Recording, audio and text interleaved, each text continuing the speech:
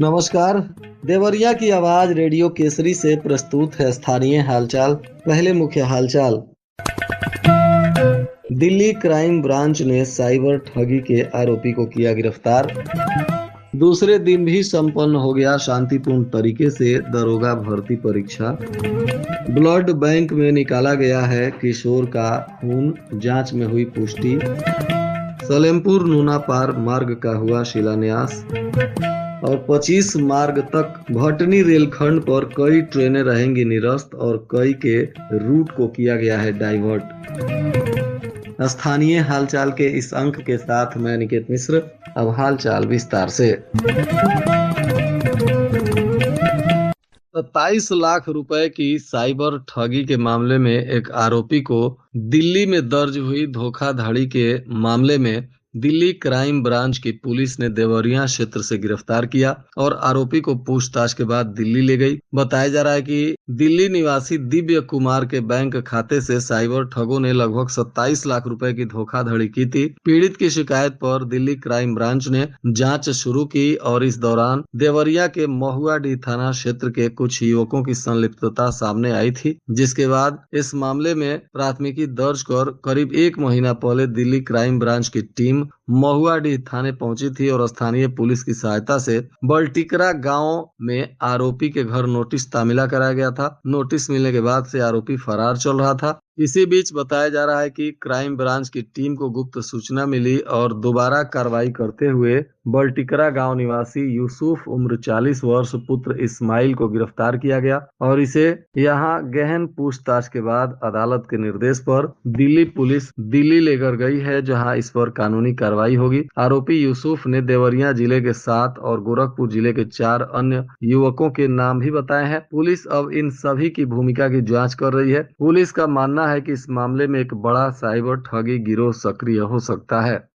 देवरिया में नशेड़ियों द्वारा चंद रुपए के लिए किशोर को अगवा कर 2 यूनिट ब्लड निकाल कर बेच देने के मामले में अब नई बात सामने आई है। पुलिस की प्राथमिकी जांच में शहर से सटे ब्लड बैंक में खून निकालने की बात की पुष्टि हुई है। जिस युवक पर आरोप लगे हैं उसके साथ ही किशोर ब्लड बैंक गया था। हालांकि अभी तक की जांच में पिस्टल लगाकर ले जाने की बात की पुष्टि नहीं हुई है। पुलिस के जिम्मेदार अधिकारी 1 से 2 दिनों में पूरे तथ्य को सामने ला देने का दावा जरूर कर रहे हैं। उत्तर प्रदेश पुलिस उप निरीक्षक एसआई भर्ती परीक्षा दूसरे दिन भी कड़ी सुरक्षा के बीच शांतिपूर्ण तरीके से संपन्न हो गया। यह परीक्षा जिले के 10 परीक्षा केंद्रों पर 4 पालियों में आयोजित की गई है। इसमें कुल 13,440 अभ्यर्थी शामिल हुए थे। रविवार को भी 2 पालियों में 6,720 अभ्यर्थियों ने परीक्षा दिया। इस दौरान सभी परीक्षा केंद्रों पर दंडाधिकारी और पुलिस की तैनाती थी। कदाचार मुक्त परीक्षा संपन्न कराने के लिए सभी अभ्यर्थियों की कड़ी सुरक्षा के बीच परीक्षा केंद्रों में एंट्री दी जा रही थी। सलेमपुर नोना पार मार्ग के चौड़ीकरण और सुदृढ़ीकरण का कार्य वैदिक मंत्रोच्चार के बीच शुरू हुआ। इसका शिलान्यास हो गया। 7.77 किलोमीटर लंबे इस मार्ग का निर्माण 17 करोड़ 9 लाख रुपए की लागत से कराया जाएगा। राज्य मंत्री विजय लक्ष्मी गौतम, सदर सांसद शशांक मणि त्रिपाठी और रामपुर कारखाना के विधायक सुरेंद्र चौरसिया ने संयुक्त रूप से शिलान्यास किया। यह मार्ग सलेमपुर और रामपुर कारखाना विधानसभा क्षेत्रों को जोड़ता है। राज्य मंत्री ने कहा कि इस मार्ग के निर्माण के लिए वह लंबे समय से प्रयासरत थी। सड़क के चौड़ीकरण और सुदृढ़ीकरण से आसपास के गांवों और बाजारों को सीधे इसका लाभ मिलेगा।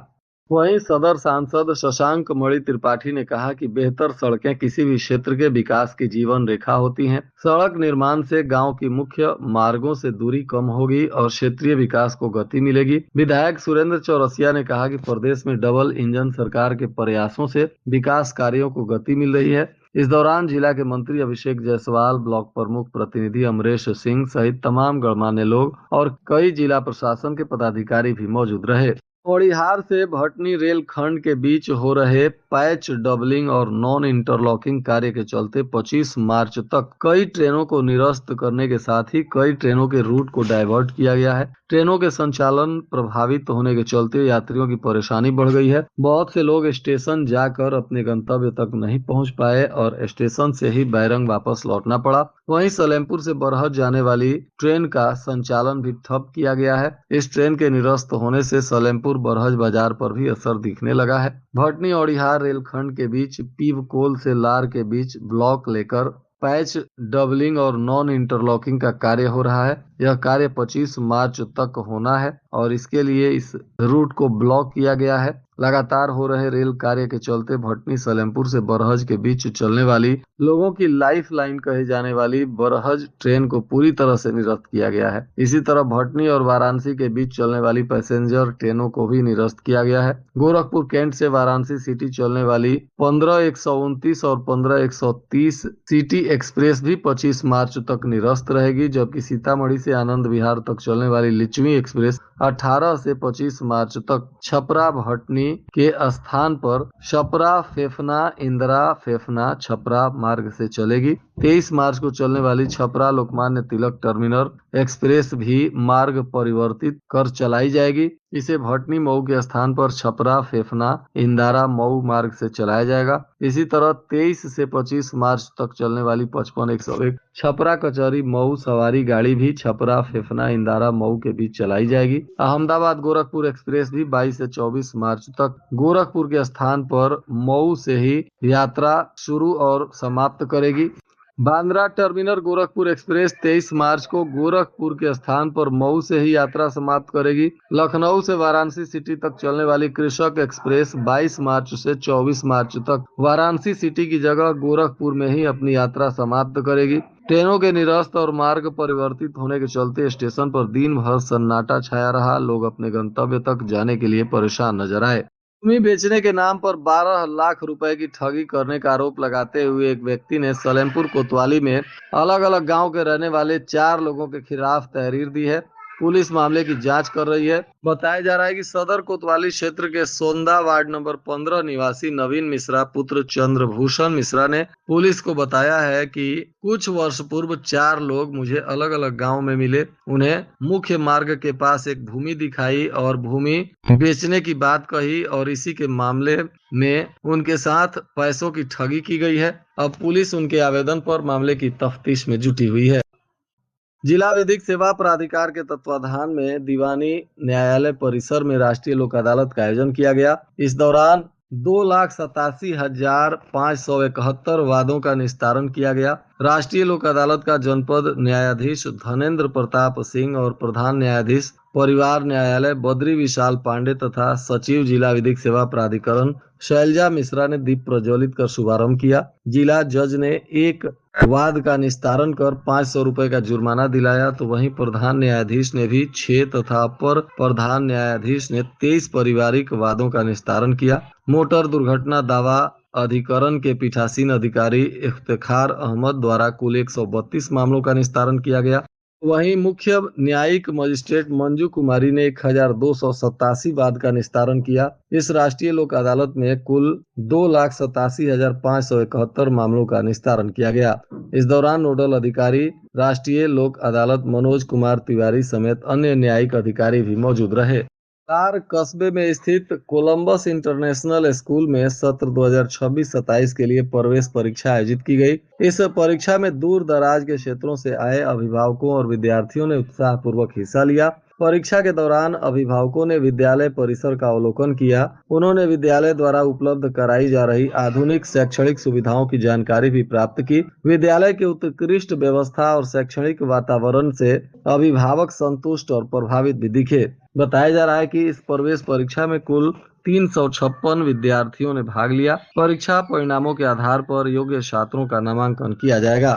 देवरिया की चर्चित सड़क देवरिया बेलटाड़ बनने के साथ ही टूटने लगी। गुणवत्ता पर उठ रहे सवाल को लेकर सदर विधायक डॉक्टर शलभ मणि की शिकायत पर केंद्रीय एनक्यूएम की टीम पहुंची और विधायक की मौजूदगी में टीम ने जांच की। साथ ही सड़क के बीसी और एफडीआर कोर का सैंपल लेकर भी जांच के लिए भेजा गया। रुद्रपुर रोड से लेकर 10 किलोमीटर तक के सड़क निर्माण का टेंडर प्रयागराज की company CL Gupta and sons को दिया गया था। कंपनी ने नई तकनीक यानी एफडीआर से सड़क का निर्माण कराया। आरोप है कि कंपनी ने सड़क निर्माण के समय गुणवत्ता विहीन तरीके से सड़क का निर्माण कराया था, जिसके चलते निर्माण के कुछ ही दिन बाद सड़क टूटने लगी थी। अब केंद्रीय टीम इसकी जांच कर रही है और जांच में अगर जो लोग भी दोषी पाए जाएंगे उन पर कार्रवाई हो सकती है। बनकटा थाना की पुलिस ने गुप्त सूचना के आधार पर आबकारी अधिनियम के तहत फरार चल रहे वांछित अभियुक्त विशाल यादव पुत्र मुन्नी लाल यादव, जो श्रीरामपुर थाना क्षेत्र के जगदीशपुर का रहने वाला है, इसे गिरफ्तार कर लिया है। मुखबिर की सूचना पर सोहनपुर अंडरपास के पास छापेमारी कर पुलिस ने इसे गिरफ्तार किया और अब इस पर विधिक कार्रवाई की जा रही है। और आज के मौसम का तापमान देवरिया में न्यूनतम 23 डिग्री सेल्सियस और अधिकतम 32 डिग्री सेल्सियस रहने की संभावना है। हाल चाल के इस अंक को आप हमारे YouTube, Facebook और Instagram पर भी सुन सकते हैं। इसके लिए रेडियो केसरी चैनल को लाइक और सब्सक्राइब करें। साथ ही प्ले स्टोर से रेडियो केसरी के एप्लीकेशन को डाउनलोड कर सीधे अपने मोबाइल फोन में भी रेडियो केसरी की सेवा का लाभ उठा सकते हैं। अंत में मुख्य हालचाल एक बार फिर। दिल्ली क्राइम ब्रांच ने साइबर ठगी के आरोपी को किया गिरफ्तार। दूसरे दिन भी संपन्न हो गया शांतिपूर्ण तरीके से दरोगा भर्ती परीक्षा। ब्लड बैंक में निकाला गया है किशोर का खून, जांच में हुई पुष्टि।